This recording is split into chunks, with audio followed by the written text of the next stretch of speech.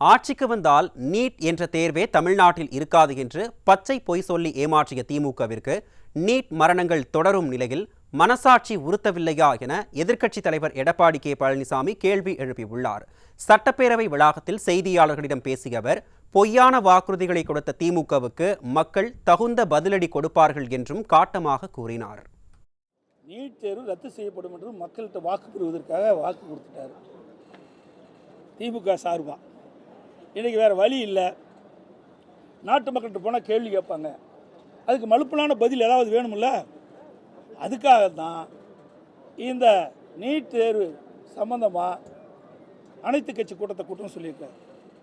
ஏன் இதற்கு முன்பு தேர்தல் நேரத்தில் தேர்தல் அறிவிப்பு வெளியிட்டீங்களா திராவிட முன்னேற்ற கழகத்தின் சார்பா? அப்போ என்ன சொன்னீங்க?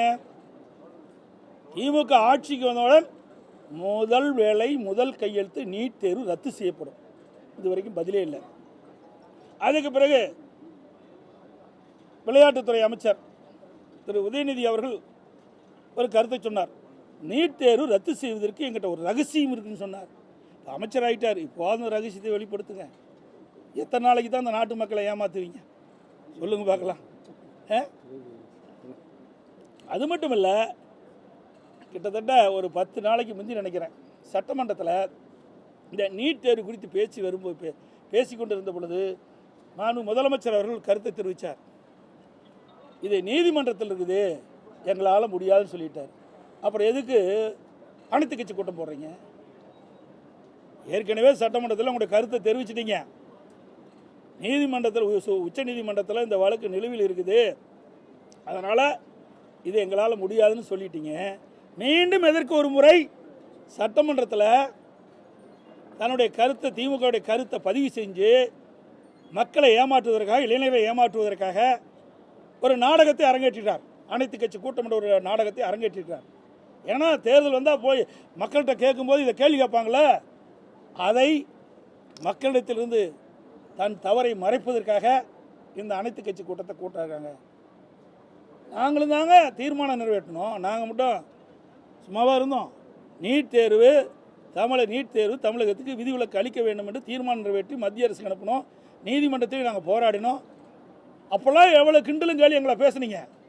இன்றைக்கி எத்தனை பேர் இந்த ஆட்சிக்கு வந்த பிறகு எத்தனை பேர் இன்றைக்கு நீட் தேர்வு தோல்வி இழந்துவிடும் என்று உயிர் நீத்திருக்காங்க சொல்லுங்க. 20 பேர் உயிர் நீத்திருக்காங்க. இது வரைக்கும் சுமார் 20 பேர். இன்றைக்கு கூட எங்களுடைய கொங்கனாபுரம் பகுதியில் ஒரு இறந்திருக்கிறார். எண்ணி பாருங்க. இவருடைய பேச்சை நம்பித்தான் அந்த மாணவர்கள் இருக்கிறாங்க. நாங்கள் நீட் தேர்வு ரத்து பண்ணிடுவோம் பொய்யை சொல்லி சொல்லி 4 ஆண்டு காலம் ஓட்டிட்டாங்க. இப்போ இனிமேல் பொய் சொல்வதற்கு வழி இல்லை. ஏன்னா சட்டமன்றத்திலே முதலமைச்சர் சொல்லிட்டார். அதுக்காகத்தான் இந்த நாடகத்தை அரங்கேற்றிருக்கிறார். இன்றைக்கி அனைத்து கட்சி கூட்டத்தை நீட் தேர்வு குறித்து அனைத்து கட்சி கூட்டத்தின் மூலமாக எடுக்கப்படணும். இதனால் என்ன எடுக்க போகிறாங்க? ஒன்றும் கிடையாது. நாங்கள் மட்டும் என்ன சொன்னோம்? நாங்கள் இல்லைன்னு சொன்னோம்.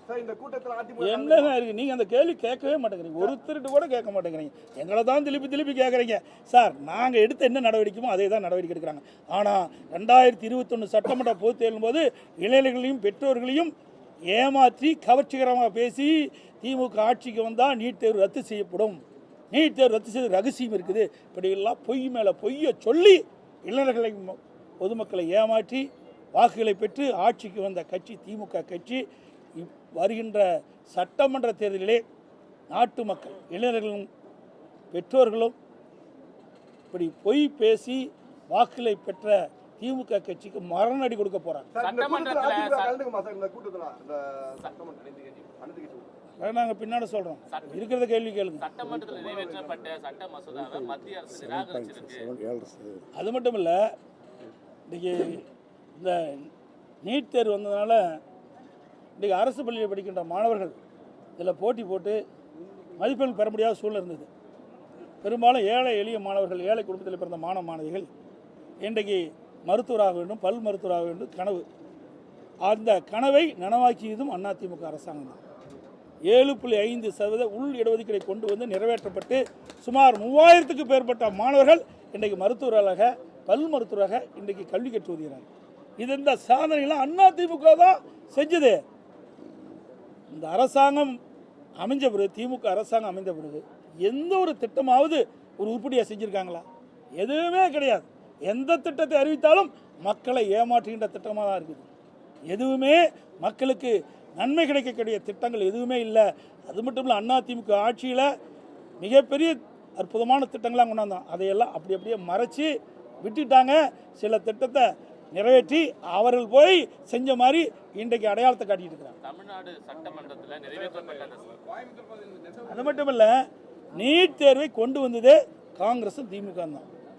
இதற்கு முழு காரணம் 2010 மத்தியில் ஆட்சி அதிகாரத்தில் இருந்த காங்கிரஸ் கட்சி. அந்த காங்கிரஸ் அமைச்சரவையில் திமுக அங்கமைச்சு காந்தி செல்வன் மத்திய சுகாதார இணை அமைச்சராக இருந்தார். அப்பொழுதுதான் அந்த நீட் தேர்வுக்கு கையெழுத்து போட்டாங்க, நோட்டிஃபிகேஷன் அறிவிச்சாங்க. அப்போ இதை கொண்டு வந்ததும் காங்கிரஸும் திமுக தான், அதை எதிர்ப்பதும் திமுக தான். இப்படி இரட்டை வேடம் போடுகிற கட்சி திமுக கட்சி.